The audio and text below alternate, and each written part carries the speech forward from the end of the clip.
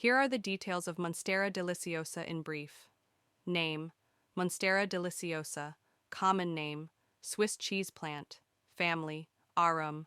Native: tropical regions of Central and South America. Characteristics: large, glossy, heart-shaped leaves with fenestrations.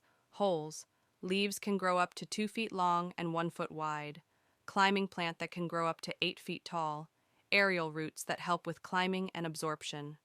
Care: bright, indirect light, well-draining soil, water thoroughly, allowing soil to dry slightly between waterings.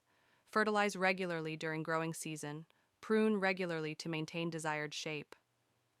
Benefits: air purifying properties. Unique decorative leaves can be trained to climb or trail. Toxicity: toxic to humans and pets if ingested. Sap can cause skin irritation in some individuals.